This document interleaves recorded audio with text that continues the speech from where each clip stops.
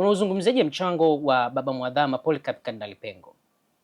Kwa kweli mchango wake ni mkubwa sana, na kwanza hata kabla ya hapo nilifanya kazi naye nikiwa katibu mkuu wa Baraza la Maaskofu, kwa sababu yeye akiwa askofu mkuu wa Dar es Salaam ndiye mtu anayefanya naye karibu kuliko maaskofu wengine, na alikuwa vile ndiye mwenyekiti wa fedha. Ni mtu ambaye kwa kweli ana moyo mwema, unaweza kufanya kazi naye. Ni mtu ambaye kwa kweli tumefanya kazi naye vizuri, na kwa baraza alileta mchango mkubwa sana kwa namna yake alivyofanya na kwa kujitoa na kwa kuelekeza kweli katika Baraza la Maaskofu. Alafu tena nilipokuja katika jimbo kuu la Dar es Salaam, kwanza baada ya kufanya kazi naye karibu miaka 9 kama katibu mkuu, yeye mwenyewe ndiye alinichagua na akapendekeza kwa maaskofu niwe msaidizi wake.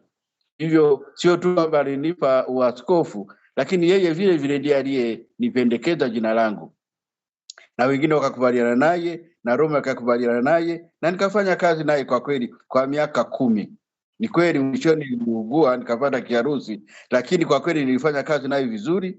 Alikuwa na ushirikiano mzuri, anakuachia madaraka unafanya bila tatizo lolote lile. Na kwa Dar es Salaam kwa kweli lazima wamkumbuke sana. Aliendeleza kazi aliyoanzisha Mwadhama Lauriani Kanairugambwa na akaitia nguvu, hasa kwa namna ya pekee ya kupanua huduma katika maparokia.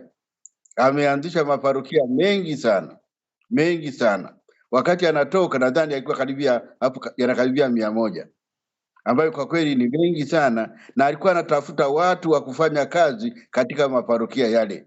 Hivyo nakuta wamisionari wengi sana kutoka sehemu mbalimbali, na sio tu mapadre wa jimbo, lakini vile vile kutoka mashirika ya watawa. Aliwapata wengi sana na akawaleta pale kufanya kazi katika maparokia mbalimbali. Na kitu kingine alichosaidia ni kuwawezesha walei ili waweze kutia mchango wao katika baraza.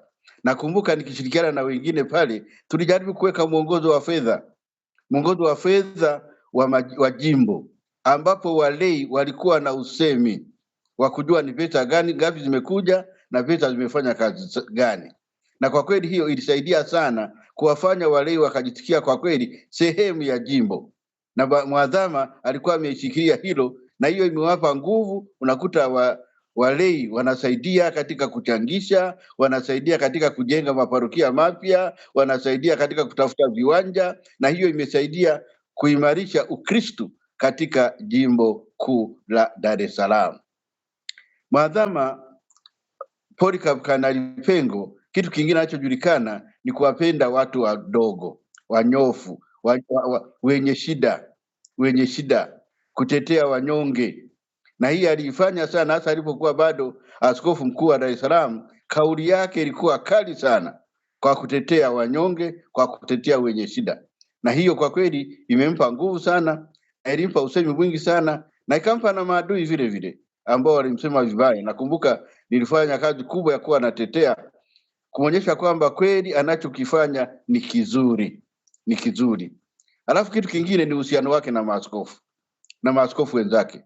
Alikuwa na uhusiano mzuri na maaskofu wote. Unajua, ukiwa kardinali unakuwa mtu mkubwa sana. Ni kweli kuwepo na rais wa Baraza la Maaskofu, lakini kardinali ndiye wa kwanza katika cheo. Hata mkienda Roma ndio wanamteja wa kwanza hata kabla ya rais, kwa sababu unakuwa ni mtu mkubwa sana. Hivyo katika Tanzania alikuwa na cheo hicho na amekitumia katika kutetea imani, katika kutetea maadili na katika kutetea watu. Kwa kweli Mwadhama Polycarp Kardinali Pengo tutamkumbuka, na mimi namshukuru sana, licha ya kwamba alinipa uaskofu juzi nilipokuwa mwaka jana, nilipokuwa naadhimisha jubilei yangu ya miaka 25. Ingawa alikuwa mgonjwa, alihakikisha anakuja Bukoba na alikuja mapema akawahi.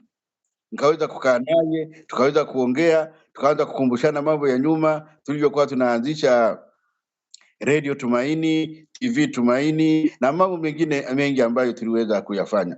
Hii kwa kweli namshukuru sana kwamba walau pale ni kama alikuwa ananiaga, ni kama alikuwa ananiaga, na leo hii nilikuwa natazama picha zake nilizopiga nazo nyingi sana toka uwanjani mpaka aliporudi uwanjani. Kwa kweli alikuwa na moyo, kwa sababu alivyokuwa ameshapotea, nguvu haziko nyingi, angesema siwezi, lakini alikuja. Hiyo inaonyesha jinsi gani alivyokuwa anajali.